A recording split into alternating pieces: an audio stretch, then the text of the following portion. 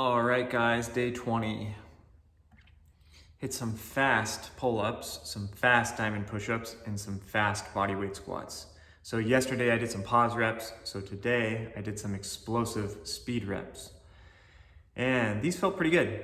I wasn't sure how hard I was gonna push it. I ended up doing 20 straight reps on the pull-up and then kind of did 5 singles, hanging from the bar with each repetition to kind of stress my grip a little bit more and really kind of build up some fatigue and metabolic stress in my arms, and it worked. It was challenging. I also did this in kind of like a circuit fashion with very short rest, and you can see even on the last set of push-ups and squats, I was kind of experimenting to see if I could film them together instead of having to like cut and reposition the camera. So I just did the push-ups and did the squats immediately after in the same shot. And I kind of cut off a little bit of the squats, but it wasn't framed properly, but that's okay. Next time I'll adjust the camera. Anyway, today I wanted to talk about variation in movement and why I recommend including a lot of variation in your training program, especially if you're just working out with basic calisthenics. So you absolutely could just do a standard pull-up every day, but I wouldn't recommend it. Here's why. When you change your grip, you change your grip width, you change your grip orientation, you're hitting muscle fibers in a slightly different way every day, and this is going to spread the training load over a wider variety of musculature. So you're gonna get a better training effect. So the limiting factor in a chin-up, for instance, with your palms facing you, might be your biceps, while the limiting factor in a wide grip pull-up might be your lats or something else.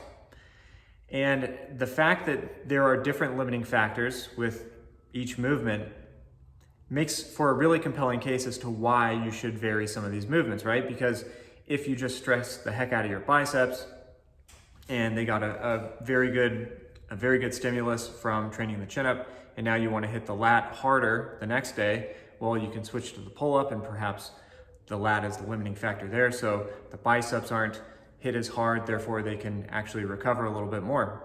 So by cycling through variations, you allow some musculature to rest while you train others, and this can be really, really useful for high frequency training.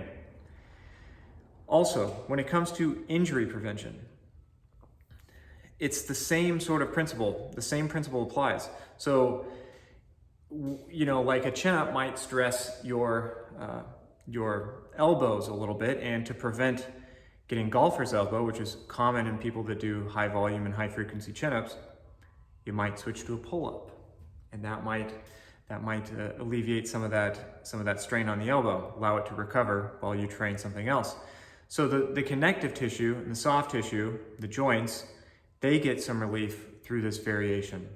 So what I would recommend is pick somewhere between 3 to 5 variations of your basic movements and cycle through them on a daily basis. I'm assuming you're training high frequency. If you're training low frequency, you just include them all in your workout, whatever your training split is. So if you're doing like a push-pull leg split, on your pull day, you might include a chin-up, a wide grip pull-up, a standard pull-up, a close grip pull-up, so on and so forth. But if you're gonna distribute your training volume over the course of the week, you can have a different variation every day. This way you get a well-rounded training effects. Some musculature gets to recover while other musculature is worked, and you distribute that training stress. You don't concentrate it all on a particular joint or something like that, okay? So excellent for developing strength, for developing muscle mass, and for preventing injury, which is what you want out of your training, okay? If you guys have any questions, let me know. Otherwise, I'll see you tomorrow.